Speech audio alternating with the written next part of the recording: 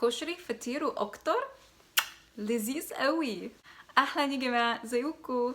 في الفيديو ده هتكلم عن شويه اكل مصري كلته لما كنت في مصر، واتفرجوا للاخر عشان عندي فيديو لذيذ ليا وانا بجرب اشرب حاجه. فيلا 3 2 1 اكشن. اول طبق كان طبعا الكشري. واو، بحب كشري كتير، ودي صورة للكشري انا اكلت لما كنت في مصر. لذيذ قوي. فيعني ايه هو الكشري؟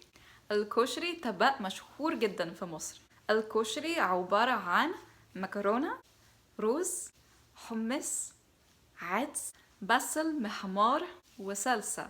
ولما كنت في المطعم كان في دقة، بس مستخدمتهاش عشان كانت حرية وما بحبش الأكلة الحرة.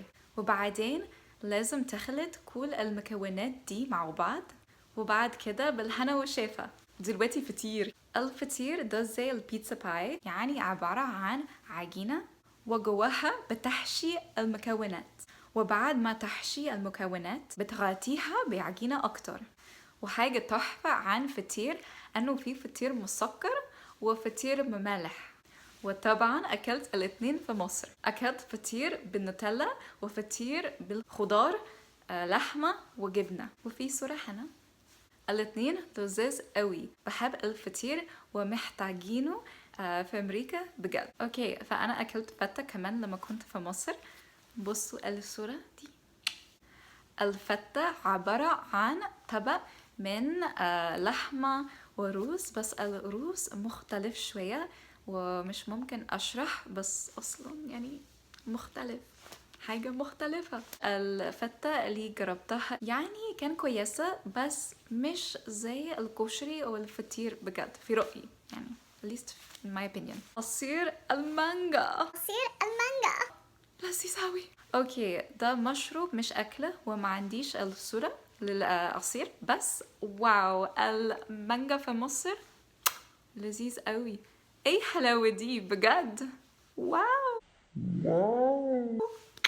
beautiful. شربت عصير المانجا من عصارة في الشارع.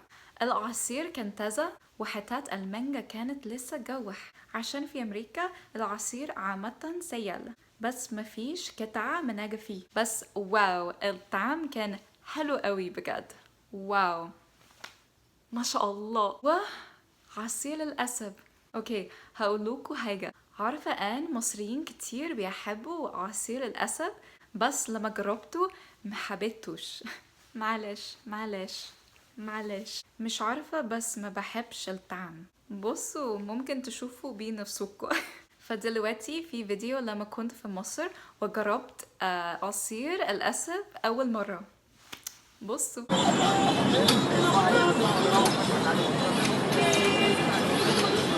What? You don't like it? So sweet. What? You don't like it? سوري. بس دول 5 حاجات أنا أكلت أو شربت لما كنت في مصر. ولحد المرة اللي جاية ممكن تشوفوا فيديوهاتي التانية. وشكرا جدا بجد للكل الدعم، وأشوفكم قريب إن شاء الله. مع السلامة.